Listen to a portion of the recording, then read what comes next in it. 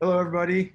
This is Dan Lapel for New Focus Recordings. Really excited to be with Mark Kirschenmann, trumpeter, composer, improviser, electronic musician, and he's got a fantastic project coming out on September 17th, Cybersonic Outreach, of his own compositions for trumpet, electronics, electric trumpet, uh, very focused improvisational language that Mark has cultivated over many decades, and we're really excited to be hosting it. And I can speak for myself that it's been really, really great to get to know your work through this Well, record. thank you so much. So how's everything going? You doing out? It's going Okay out? great. Great, We're great. we're alive and well here in Ann Arbor, you know. It's high Glad to hear it. 80s, but that's August for you. That's August. It's gonna be muggy. Yeah. That's what you signed up. Yeah. Yeah, Yeah, for sure. cool. So do you want to talk about this project within the context of? I know that this type of solo performing is something you've been doing for quite some time.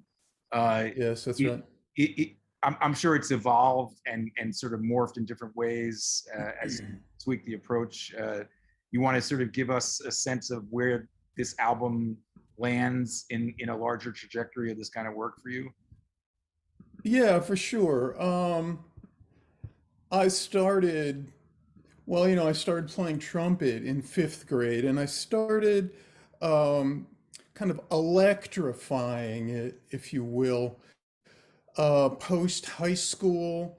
I started getting into Miles Davis, in high school. This is in the 70s. I don't mind dating myself. And the first Miles Davis album I ever heard was On the Corner. Yeah, And it turned out to be kind of a prophetic in a way, and it was really it was very definitely a life altering moment for me because when I first heard that album, I was in ninth grade and I had no idea where the trumpet was. And I thought, well, did this guy just like show up for his own session and not play? Or like, what happened? right. And so I was reading later in Downbeat, that he was in his electric period and playing through a wah wah pedal. And so I went back and listened to it again, and it suddenly, the light went off. And at the same time, I was into Hendrix a lot, and Led Zeppelin and Black Sabbath and Stravinsky and Count Basie and all of it. But that was a real life altering moment for me. So I proceeded to get. Well, let me show you a picture of my. Uh, Oh, I'll need to be able to screen share here, Dan. It says you have I screen think, sharing let me know if you disabled. can now. I just changed the Let settings. me try it. Multiple participants. Yes, there it is. Great. Got it. Okay. Here's a picture of my pedal setup. Now I have three So cool. different setups. Yeah. One is, and the first was pedal based, back in the day. Um, And this is what my pedal setup looks like from an aerial perspective now. The other two aspects of my so-called electric setup are using plugins, which I'll show later, and also pitch to MIDI conversion. So I have these three different, I'm juggling these three different ways of doing it. But I started with pedals, and I started with a wah wah pedal like Miles, and I went to a flanger. I added a flanger in, a Boss flanger, and kind of like this one. Yeah. And then I added a distortion pedal, and I just kept adding on. It Yeah. was a very additive process. This is what my pedal setup looks like nowadays. I still use pedals all the time. I love pedals, they're great. They're so tactile and, I love them too. they're just cool. They're heavy and, Yeah. but Especially they sound great. the standalone ones. I'm a sort of, I cling to my standalone pedals. I've never Absolutely. gone to the multi effects thing. I don't know. I want I don't really one like the thing, multi-effects either. one box to do one thing. Yes, Yeah, I completely agree. But yeah, it all starts here with a trumpet that is in every way completely normal. It's a completely traditional B flat trumpet. I could play that trumpet there at any moment completely acoustically, and I do, play acoustic all the time. Sure. But what's different about it is that right here there's a pickup Yeah. in the mouthpiece. So this pickup is actually drilled into the side of the mouthpiece, into the shank, and picks up vibration from the whole horn and transduces it into audio signal, and away we go. Sure. So from here, I have a Digitech. I should be careful about, I'm not endorsing anything, but this is a whammy pedal Yeah. that enables me to pitch shift Sure. up or down 2 octaves. Yeah. And from there, I go to a harmonizer, which enables me to voice chords. Yeah. Of course. And from there to a wah wah pedal. And from wah wah to a distortion pedal. I kind of like this ordering in through here. I like going from wah to distortion. Some people, like it vice versa, but that's just, taste. Yeah. And from the distortion, I'm going over here to a univibe, which creates like chorusing and vibrato. And I can speed up or slow down the vibrato rate with this expression pedal. And then from the univibe, Hendrix used a univibe a lot, in Band of Gypsies era. Um, and then from the univibe, I go to a synth pedal. This is an amazing kind of newish pedal that recreates and reenacts analog and digital synthesizers. And it has a USB connection, so it connects to a whole user community online that of people that can share patches. So I can download patches from other people. I can share patches, and it's just amazing. It sounds fantastic, and it holds, I think, 4 patches at a time, and it sounds fantastic. I love it. And then from there, I go to just a reverb pedal, stereo reverb. And then sometimes, like right in here before the reverb, I have a delay pedal. I Yeah. don't have one in this particular picture, but sometimes I do. And then, it all goes to a volume pedal right here, and then out to, wherever it's going to go, speakers Yeah. or an interface, Yeah. you know. Great. And that's basically it. So some of this I actually, I definitely used on the album. Yeah. For instance, like with Lamentation for My Mom, I used the synth pedal, Yeah. and I used the Univibe on our Lighthouse, Uh-huh. etc. So, you know, I'm an avid pedal user and have been for decades, and I feel now like, I'm really comfortable with it. Yeah. I've been doing it for so long that to play through this is like very organic and comfortable for me, and Yeah. really hoping to just be able to make music with it. Yeah. I mean, I was gonna say, as a guitarist, I feel like I Yeah, often will hear other guitarists and I'm sort of picking out what, the pedal gear that they're using. But yeah, I sure. I was not listening in that way to your uh I know you're using this setup, but like, That's perfectly okay though. no, I know. I mean, I mean it as a compliment. Like, Oh, okay, you're thank you. finding a way to mine very specific, very rich timbres through, Yeah, I'm sure, various combinations of these pedals, uh, and I don't. Maybe if I sat and sort of consciously analyzed what was going on, I might figure it out. But it wasn't jumping out yeah. at me that way at all. All that was jumping out at me is like, wow, this is such a rich timbral vocabulary for a trumpeter. Well, Uh, that's great because I really ultimately I hope that this stuff is just really kind of transparent and almost, invisible, if you will, it really and just ends up that sounding a like, listener, yeah, you have multiple instruments. I mean, I mean, yeah. I'm aware that you're playing the trumpet the whole time, but multiple instrumental voices for each one of these tracks, pretty much.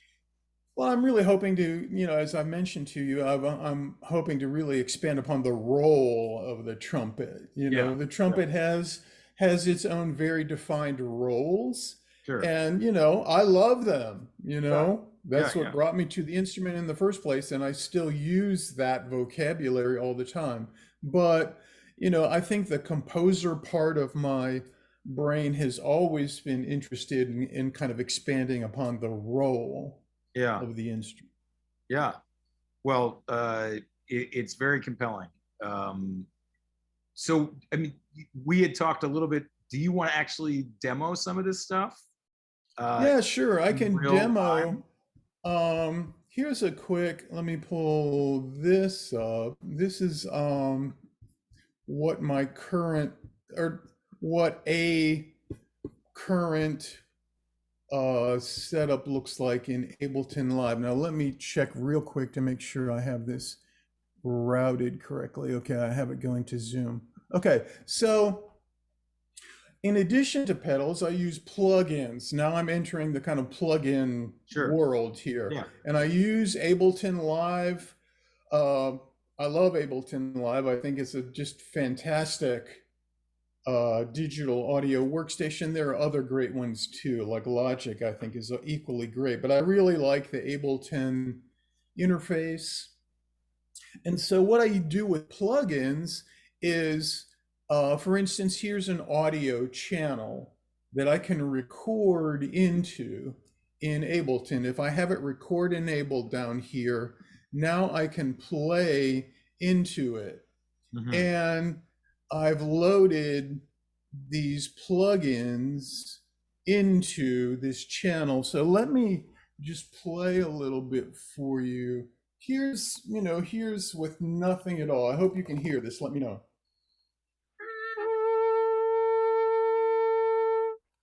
You Yep. have that? Yes. Okay. So here is, I typically put harmonizers first, and these kind of go from left to right. Harmonizer, I always put first. I did do the same in the pedal setup because a harmonizer is tracking my pitch. Yeah. It's tracking the pitch I send into it and recreating different intervals to create chords. So here is a kind of intervallic, setup that I have for this particular harmonizer patch. This is what it looks like, Yeah. and this is what it sounds like.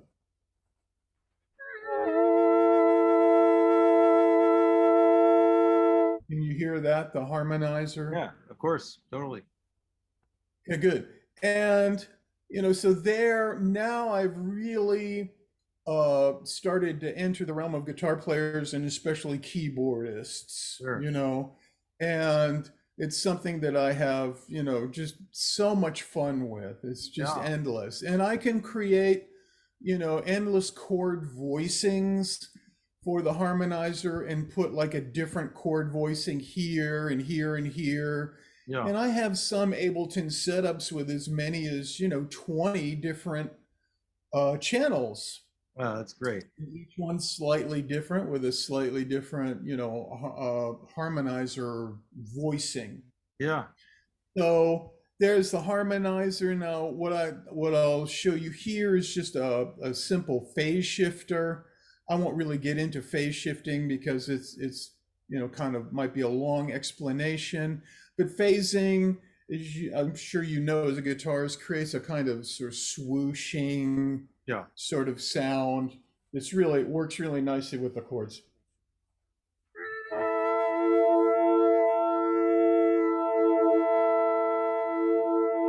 You can hear it oscillating a little Sure. bit and kind of coming in and out, you Yeah. know. And I love that sound. I first started hearing it, with Hendrix, Yeah. but Yeah. it's been, a very current sound in music for a long time. Um, Along with my interest in, keyboarding and guitar, I've also, I grew up listening to rock. And so I have, an ongoing interest in, um, electric guitar and rock guitar especially. So here's like a guitar plug-in, and with the harmonizer, I can make it sound like, oh, you can hear really,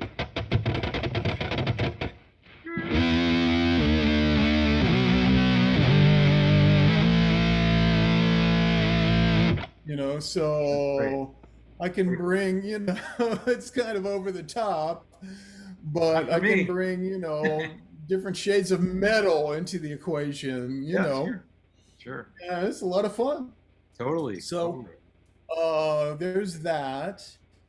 I didn't use that kind of really hardcore sort of rock sound on Cybersonic Outreach so much. I've Right. used it more on other projects, Yeah. but I did it a little bit. I can play some examples maybe later, but that's kind of how it looks. Yeah. And here's an interesting effect here that I definitely used on Cybersonic on Long Walk and on um, a color wheel, and that is a vocoder. Vocoding is not a new effect at all. It was, it came about in the 50s, I think, Yeah. and it's a kind of vocal synthesis kind Yeah. of sound that has been popularized by, Peter Frampton. Kraftwerk and Daft Punk and stuff, people like that. But I definitely use this on the album as well.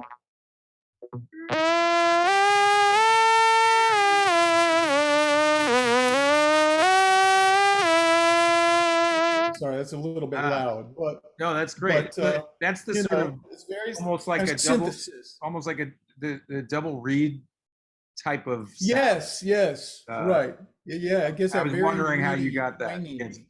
very reedy. That's how I did it. Yeah. Yeah, Cool. Okay. yeah. That's great. So that's pitch vocoding. Yeah. And, I can use any of this stuff with the pedals in conjunction with the pedals or without, Sure. and I can mix and match as the case may be, infinitely. And it's really fun. One nice thing I'll say about plugins is that if I record something with pedals, it's kind of a done deal, Yeah. right? It's printed. The pedals are printed to the recording. But if I were to record without pedals and into plugins, I can go back later and swap out plugins and swap new ones in, Sure. infinitely Yeah. to kind of fine tune the sound. So Yeah. they're Yeah. really quite versatile that way. Of course, that can become like torment as well Yeah. because you Right. Right. Right. you go way down the rabbit hole Yeah. too. Yeah. As with anything But on that this yeah, type of sort of home recording setup. Um, yeah, but yeah, I mean, this is great because I really can sort of without actually dissecting each one of these sounds, I can see that they're all the result of a sort of hybrid process of combining yeah. various pedals and plugins and different combinations and And I do have pitch to MIDI as well. right. I did not use pitch to MIDI on Cybersonic, Uh, but I have that, and I do that by playing into this audio plugin called MIDI Guitar. And MIDI Guitar converts audio in real time to MIDI, yeah. and then I can send that MIDI over to this channel into a software synth like this one. Here's just an example of it. I don't have it set up at the moment, but I Yeah. can play you, examples of that if we need to. But the pitch to MIDI conversion is like, for me, it's like a dream come true.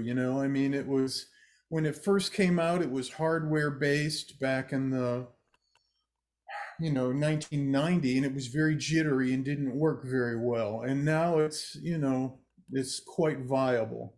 Yeah. And I can do all of this now on a laptop. Laptops are full, of course, they're quite stable now. When these kinds of things first came out, you had to drag your desktop computer out to a gig, and like, who wants to do that, right? It Right, was so right, right. awkward. Yeah, But the technology marches on, and it's very absolutely. stable and very ever more friendly, and I Yeah, think it sounds better and better too. yeah. Well, that's great. Thanks for showing us all this stuff. Yeah, sure, you're welcome. I'm sure as you, I like to be able to demystify it in some way, yeah, because there's always, like, when people see me play, there's always kind of a disconnect between what they see, which is, me playing a trumpet, and what they hear, which is, like, who knows what it even is, right. but it doesn't sound like a trumpet. Yeah, So I like to be able to kind of demystify it a little bit. yeah. So I Well, appreciate the opportunity. I'm looking forward to hopefully catching you live at some point. When we all get back I to hope playing more. so. Yeah. Uh, and especially now that I've gotten to know your work through this album, it'd be great to hear some of this material or anything actually for that matter. Well, We'll, thanks. we'll, we'll keep in touch about that. But another thing I Yeah, and saw with hopefully you. the Oh, go go ahead. ahead. No, please. Go ahead. Hopefully the pandemic will cooperate. Yeah, that's yeah.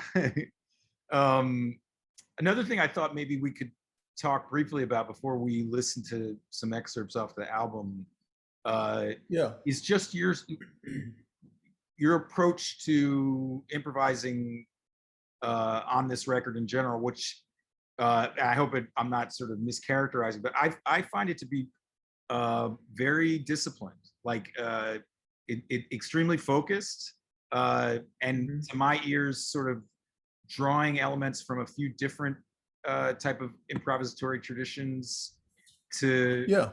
and the result is like for me a sort of a very ritualistic album. I think a very sort of Hmm.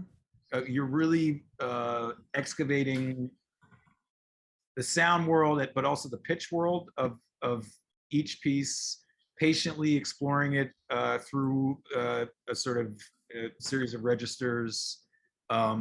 And I think we Yeah. talked a little bit over email about this. There are moments that the approach sort of reminds me a bit of Indian classical music in terms of its discipline Yeah.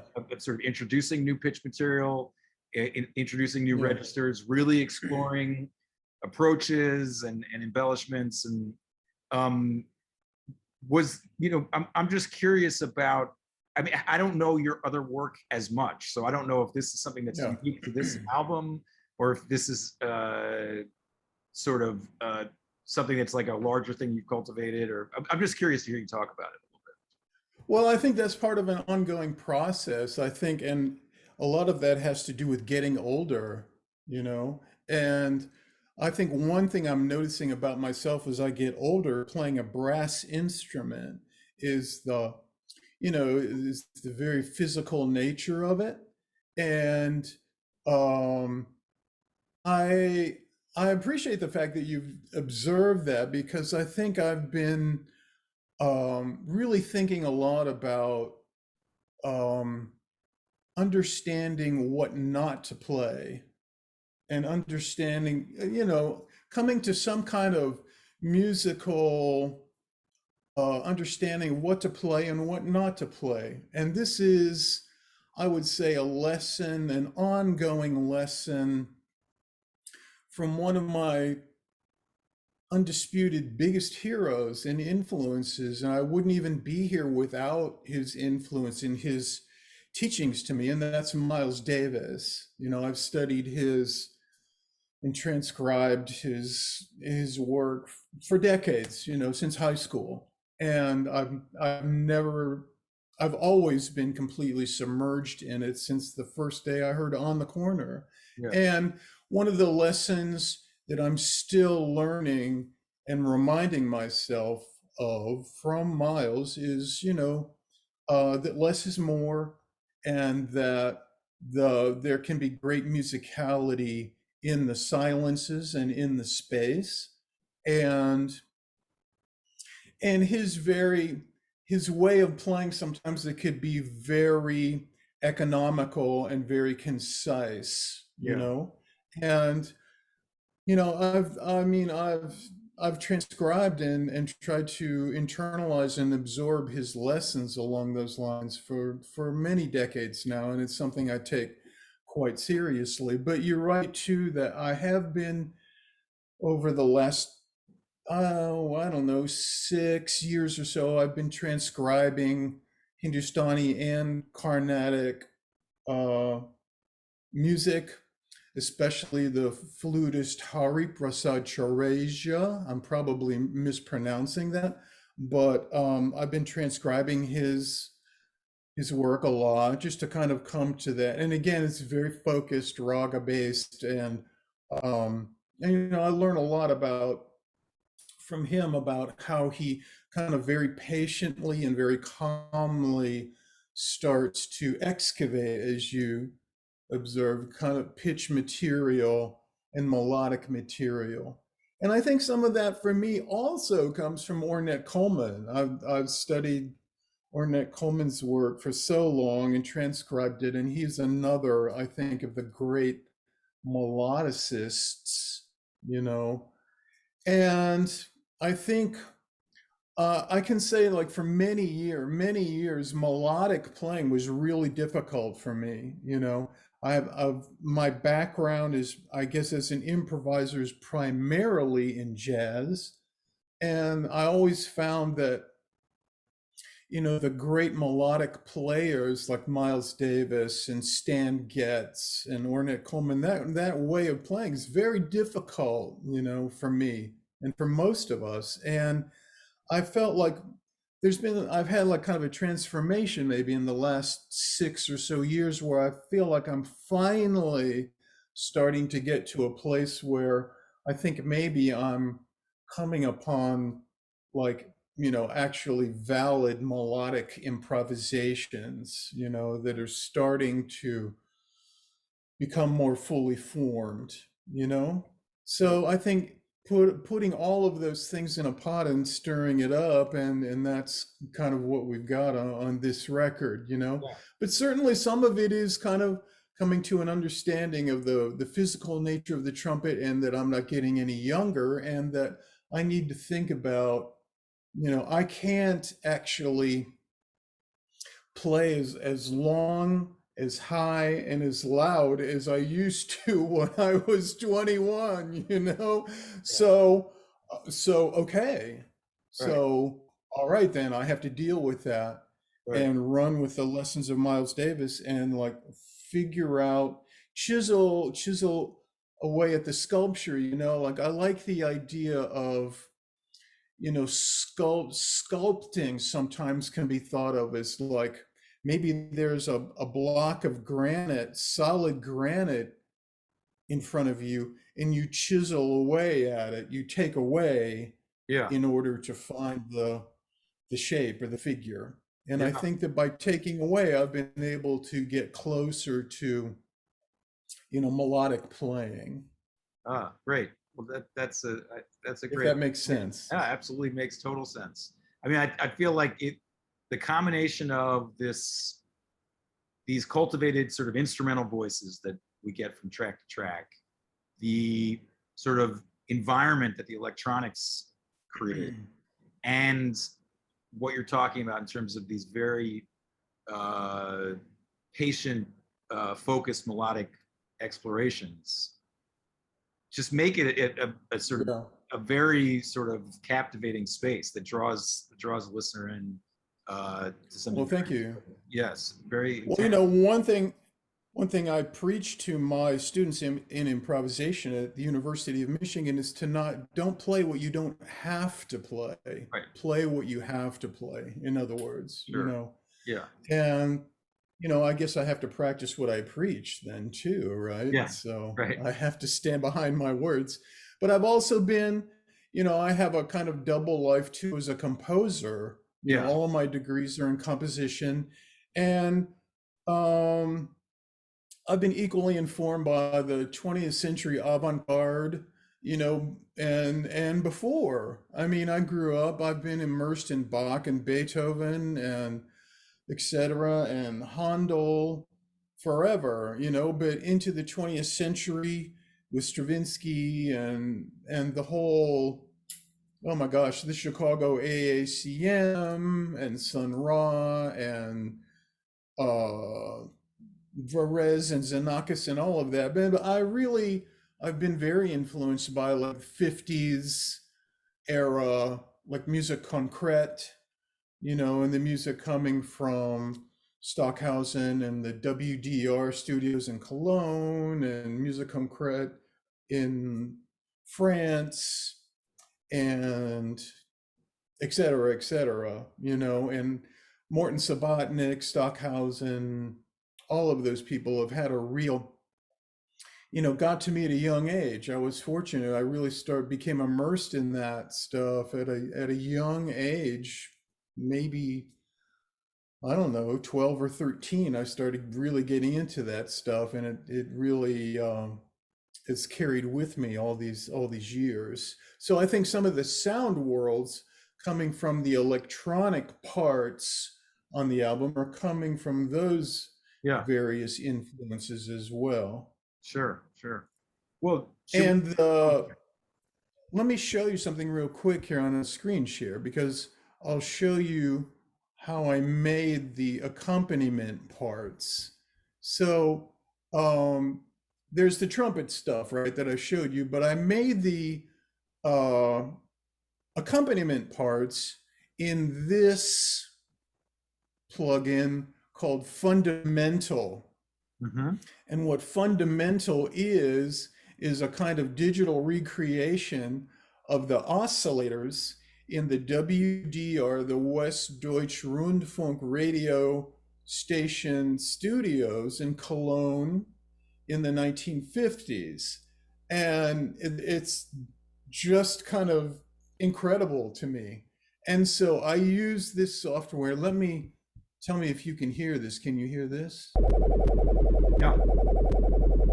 So there's kind of what it sounds like, and then this is just one patch. There are, many different patches. Then what I did to create these what I call electronic environments was to perform improvisations on this fundamental plugin, and then I did the live trumpet improvisations afterward. Yeah. But I used this to create, and there's a lot I can do with it. You can change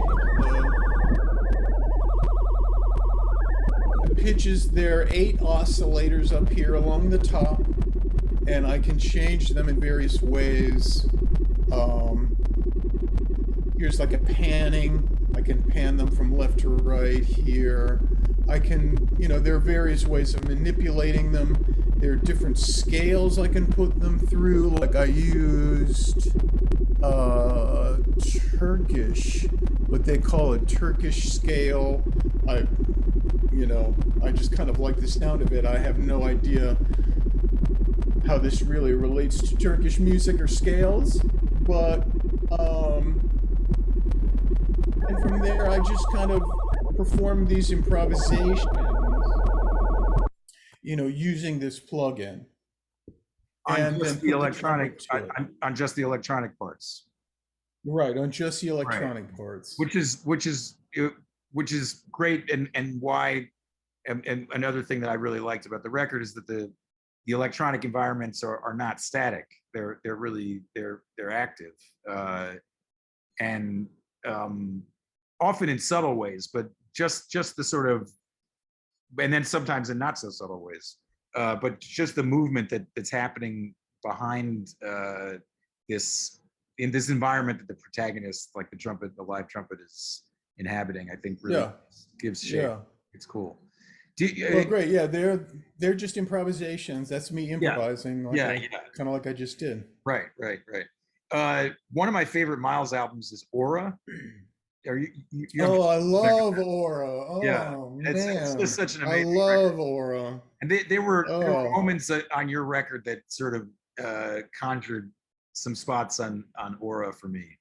That I'm humbled that you would think that I love that record. I Yeah, think it's just beautiful and completely underrated. I think it's Yeah. somehow largely slipped under the radar, and it's quite unique and different. Yeah. It's But oh, I yeah, love it's it. a remarkable. I've tried to find more of Paul Mickelberg's work, Yeah, and it's been hard. I yeah. think I found a couple things that were cool, but I don't know that he's super well documented out there beyond that record. But You know, I need to follow up on that as well.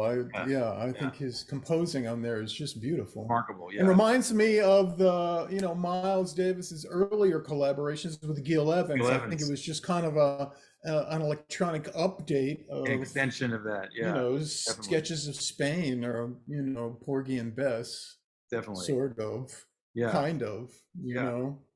Uh, should we? Do you want to listen to an excerpt maybe of Sure. some of these? And how about you want to Yeah. introduce the duet for Vocaloid? Wait, no. Duet for Vocaloid Trombots. Yes, thank Yeah. you. I sort of mangled the title. Yeah. Uh, That's Go ahead. yeah, go ahead. No, no. I was just saying, go ahead That's and set it up. Yeah. that's a track where you will hear the accompaniment part, like I just showed you on Fundamental, is a kind of pulsing organ sound. And it's kind of I improvised detuning it while I was, creating the part.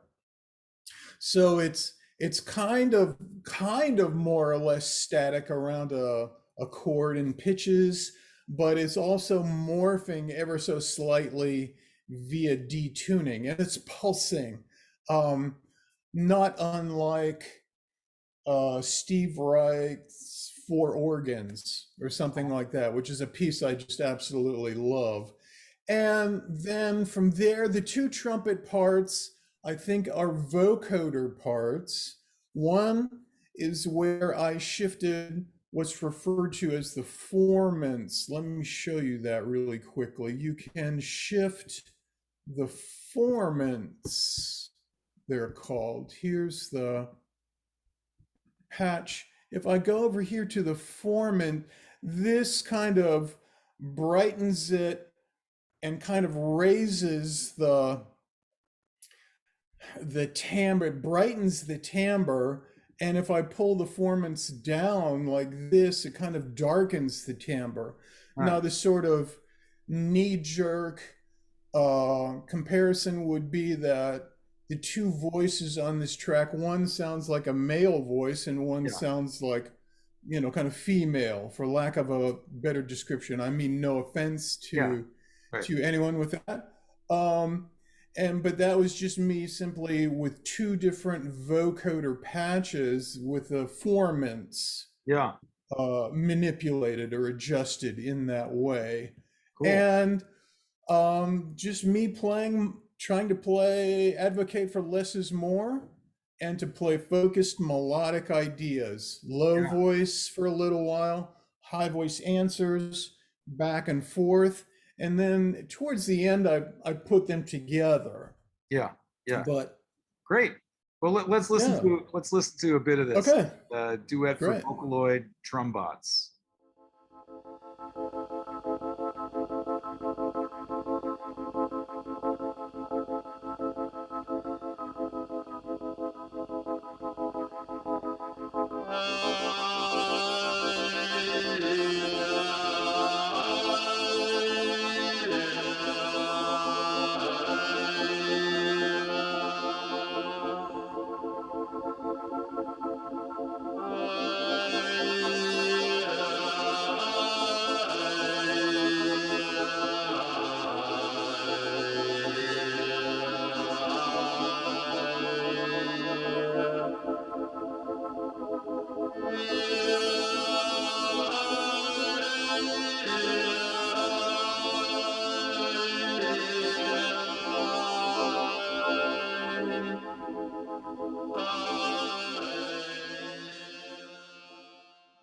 Very cool.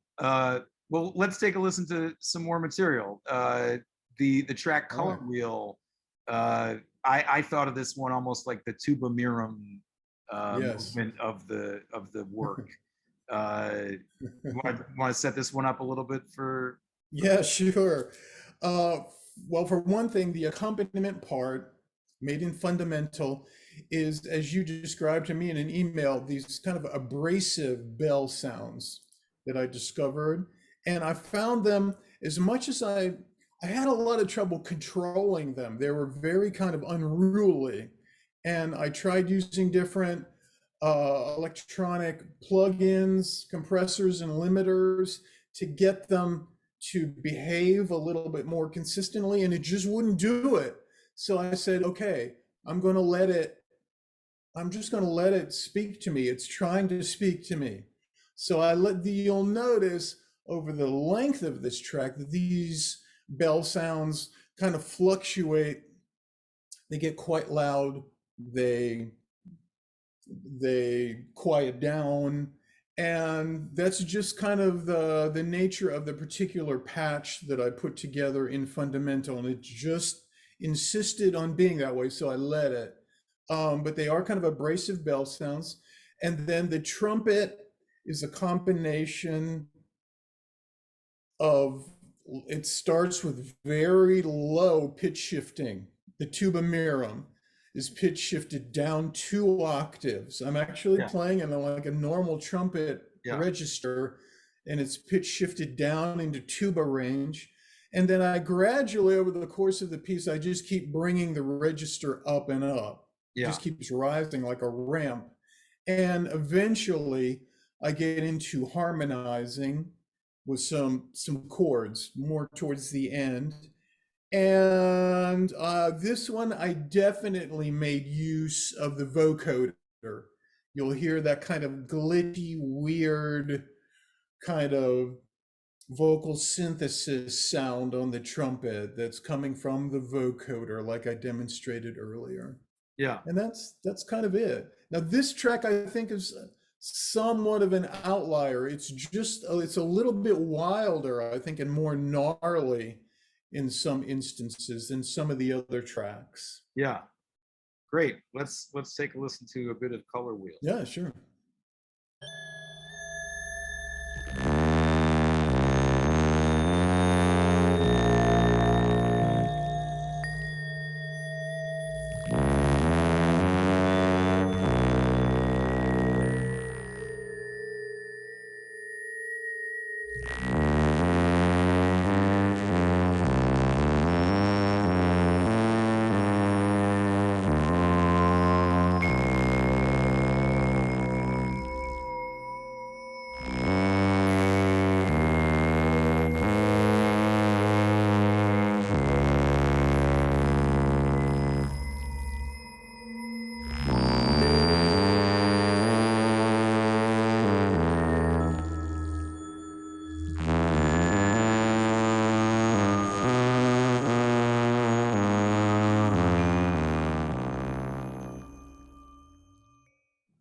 Great. Well, let's listen to one last excerpt, "Lamentation Sure. for My Mother," which it has a sort of instrumental voice that I think shows up one other time on the record. I think of it as sort of like this pitch shifting electronic keyboard a la Jan Hammer or something, like 70s fusion. Absolutely. Very, very dynamic sound, sort of takes you on a bit of a ride. And in this case, it's over this sort of haunting harmonic pad. Yes. Yeah. Yeah, that's right. For this one, there's the haunting harmonic pad that I created in Fundamental. It sounds almost kind of remotely organ-like, and it's kind of wavering, and the pitches are wavering very slowly, and it's just kind of hanging in the air. Yeah. And I thought of it as kind of drone-like, but it's rippling a bit. And then over that is the trumpet solo. And for the trumpet solo, I made extensive use, almost exclusive use of the synthesizer pedal that I showed earlier. That's a synth patch on there. And then I used a little bit of plugins with it, but not much. It's mostly all that Stompbox synth pedal. Great. And I think of it, my mother passed away right before the pandemic started, My condolences. at the age of 91. And, it's just my way of, so, as I was recording the album, she was on my mind a lot. And it was just kind of a, a lamentation and a memorial to her. But I didn't want it to be, and she wouldn't want it to be too somber. Right. So I really tried to, through my scale choices and pitch choices, I tried to make it, I think there's a lot of like Lydian sort of like it's kind of raised. It has this sort Yeah. of raised quality about it amongst the pitch choices, Yeah. because I wanted it to kind of invoke that spirit, which was, appropriate to her, I think. Uh-huh. Great. Well, let's listen Yeah. to a little bit of this. Lamentation for Okay. My Mother.